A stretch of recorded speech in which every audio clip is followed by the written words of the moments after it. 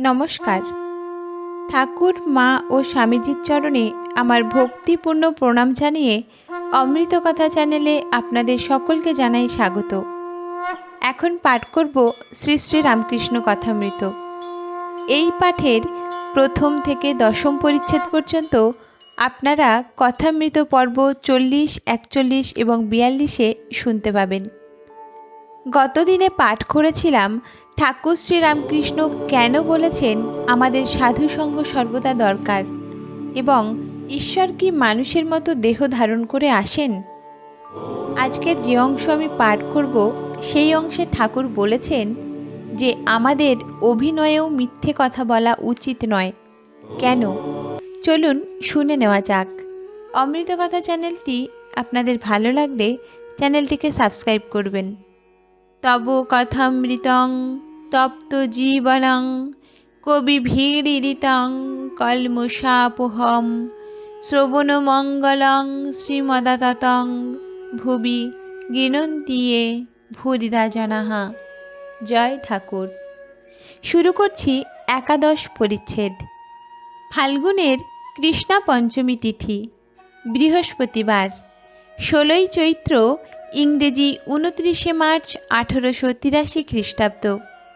মধ্যাহ্নভোজনের পর ঠাকুর শ্রীরামকৃষ্ণ কিঞ্চিৎ বিশ্রাম করিতেছেন দক্ষিণেশ্বর কালীবাড়ির সেই পূর্ব পরিচিত ঘরে। সম্মুখে পশ্চিম দিকে গঙ্গা, চৈত্র মাসের গঙ্গা। বেলা 2টার সময় জোয়ার আসিতে আরম্ভ হইয়াছে। ভক্তেরা কেহ কেহ আসিয়াছেন।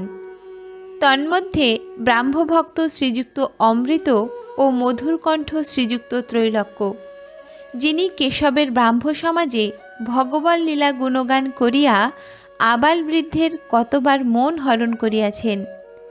রাখালের অসুখ, এই কথা ঠাকুর শ্রীরামকৃষ্ণ ভক্তদের বলিতেছেন। ঠাকুর শ্রীরামকৃষ্ণ: এই দেখো, রাখালের বড় অসুখ, সোডা খেলে কি ভালো হয় গা? কি হবে বাপু, রাখাল তুই জগন্নাথের প্রসাদ খা। এই কথা বলিতে বলিতে ঠাকুর অদ্ভুতভাবে ভাবিত হইলেন। বুঝি দেখিতে লাগিলেন সাক্ষাৎ নারায়ণ সম্মুখে রাখাল রূপে বালকের দেহ ধারণ করে এসেছেন। একদিকে কামিনী কাঞ্চন ত্যাগী শুদ্ধাত্মা বালক ভক্ত রাখাল, অপরদিকে ঈশ্বর প্রেমে অহরহ মাতোয়ারা ঠাকুর শ্রীরামকৃষ্ণের সেই প্রেমের চক্ষু। সহজেই বাৎসল্যভাবের উদয় হইল। তিনি সেই বালক রাখালকে বাৎসল্যভাবে দেখিতে লাগিলেন ও গোবিন্দ গোবিন্দ এই নাম প্রেম ভরে উচ্চারণ করিতে লাগিলেন। শ্রীকৃষ্ণকে দেখিয়া যশোদার যে ভাবের উদয় হইত, এ বুঝি সেই ভাব। ভক্তেরা এই অদ্ভুত ব্যাপার দর্শন করিতেছেন। এমন সময়ে সব স্থির। গোবিন্দ নাম করিতে করিতে ভক্তাবতার ঠাকুর শ্রীরামকৃষ্ণের সমাধি হইয়াছে। শরীর চিত্রার্পিতের ন্যায় স্থির। ইন্দ্রিয়গণ কাজে জবাব দিয়া যেন চলিয়া গিয়াছে। নাসিকাগ্রে দৃষ্টি স্থির। নিঃশ্বাস বহিছে কিনা বহিছে। শরীর মাত্র ইহলোকে পড়িয়া আছে। আত্মাবক্ষী বুঝি চিদাকাশে বিচরণ করিতেছে। এতক্ষণ যিনি সাক্ষাৎ মায়ের ন্যায় সন্তানের জন্য ব্যস্ত হইয়াছিলেন, তিনি এখন কোথায়? এই অদ্ভুত ভাবান্তরের নাম কি সমাধি? এই সময়ে গেরুয়া কাপড় পরা অপরিচিত একটি বাঙালি আসিয়া উপস্থিত হইলেন ও আসন গ্রহণ করিলেন। দ্বাদশ পরিচ্ছেদ। পরমহংসদেবের সমাধিক্রমে ভঙ্গ হইতে লাগিল। ভাবস্থ হইয়া তিনি কথা কহিতেছেন, আপনা আপনি বলিতেছেন। ঠাকুর শ্রীরামকৃষ্ণ গেরুয়া দৃষ্টে: আবার গেরুয়া কেন? একটা কি পড়লেই হলো? একজন বলেছিল, চণ্ডী ছেড়ে হলুম ঢাকি। আগে চণ্ডীর গান গাইতো, এখন সে ঢাক বাজায়। তাই বলে কি সে ঢাকি হয়ে গেল? ঠাকুরের এই কথা শুনিয়া ভক্তগণ হাসিতে লাগিলেন। ঠাকুর এবার বোঝালেন, বৈরাগ্য 3-4 প্রকার। সংসারের জ্বালায় জ্বলে গেরুয়া বসন পড়েছে, সে বৈরাগ্য বেশি দিন থাকে না। আবার হয়তো কর্ম নাই, গেরুয়া পরে কাশি চলে গেল। 3 মাস পরে ঘরে পত্র এলো, আমার একটি কর্ম হইয়াছে, কিছুদিন পরে বাড়ি যাইব। তোমরা ভাবিত হইও না। এটিও এক প্রকারের বৈরাগ্য। আবার সব আছে, কোনো অভাব নাই, কিন্তু কিছুই ভালো লাগে না। ভগবানের জন্য মন একলা একলা কাঁদে। সে বৈরাগ্য যথার্থ বৈরাগ্য। ঠাকুর এবার বোঝালেন, মিথ্যা কিছুই ভালো নয়, মিথ্যা ভেকও ভালো নয়। ভেকের মতো যদি মনটা না হয়, ক্রমে সর্বনাশ হয়। মিথ্যা বলতে বা করতে ক্রমে ভয় ভেঙে যায়। তার চেয়ে সাদা কাপড়ই ভালো। মনে আসক্তি, মাঝে মাঝে পতন হচ্ছে, আর বাহিরে গেরুয়া, বড় ভয়ঙ্কর। এমনকি যারা সৎ, অভিনয়েও তাদের মিথ্যে কথা বা কাজ ভালো নয়। একবার কেশব সেনের ওখানে নববৃন্দাবন নাটক দেখতে গিয়েছিলাম। কি যেন একটা আনলে ক্রস, আবার জল ছড়াতে লাগলো, বলে শান্তি জল। একজন দেখি মাতাল সেজে মাতলামি করছে। ব্রাহ্মভক্ত: কু বাবু। ঠাকুর শ্রী রামকৃষ্ণ: ভক্তের পক্ষেও ওরূপ সাজাও যে ভালো নয়। ওসব বিষয়ে মন অনেকক্ষণ ফেলে রাখায় দোষ হয়। মন ধোপা ঘরের কাপড়, যে রঙে ছোপাবে সেই রং হয়ে যায়। মিথ্যাতে অনেকক্ষণ ফেলে রাখলে মিথ্যার রং ধরে যাবে যে। আরও একদিন আমি নিমাই সন্ন্যাস কেশবের বাড়িতে দেখতে গিয়েছিলাম। যাত্রাটি কেশবের কতগুলি খোসামুদের শিষ্য জুটে খারাপ করেছিল। একজন কেশবকে বললে, কলির চৈতন্য হচ্ছেন আপনি। কেশব তখন আমার দিকে চেয়ে হাসতে হাসতে বললে, তাহলে ইনি কি হলেন? আমি বললুম, আমি তোমাদের দাসের দাস, রেণুর রেণু। ঠাকুর অমৃত ও ত্রৈলোক্যের প্রতি। নরেন্দ্র, রাখাল টাখাল এইসব ছোকরা, এরা নিত্যসিদ্ধ, এরা জন্মে ঈশ্বরের ভক্ত। অনেকের সাধ্য সাধনা করে একটু ভক্তি হয়, এদের কিন্তু আজন্ম ঈশ্বরে ভালোবাসা। যেন পাতাল ফোঁড়া শিব, বসানো শিব নয়।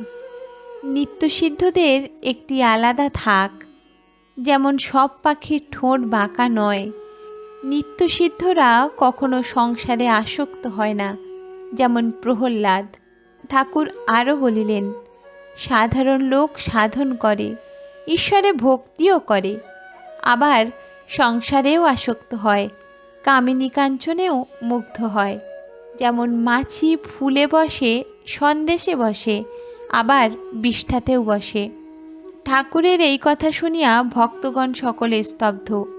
ঠাকুর এবার বোঝালেন, নিত্যসিদ্ধ যেমন মৌমাছি, এরা কেবল ফুলের উপর বসে মধু পান করে, তেমনি নিত্যসিদ্ধরা হরিরস পান করে, এরা বিষয়রসের দিকে যায় না। সাধ্য সাধনা করে যে ভক্তি, নিত্যসিদ্ধদের সে ভক্তি নয়। এত জপ, এত ধ্যান করতে হবে, এইরূপ পূজা করতে হবে, এসব বিধিবাদীয় ভক্তি। যেমন ধান হলে মাঠ পার হতে গেলে আল দিয়ে ঘুরে ঘুরে যেতে হবে, আবার যেমন সম্মুখের গায়ে যাবে, কিন্তু বাঁকা নদী, তাই ঘুরে ঘুরে যেতে হয়।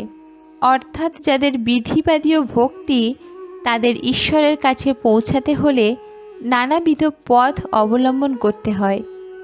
রাগ ভক্তি, প্রেমা ভক্তি, ঈশ্বরে আত্মীয়ের ন্যায় ভালোবাসা এলে আর কোনো বিধি নিয়ম থাকে না।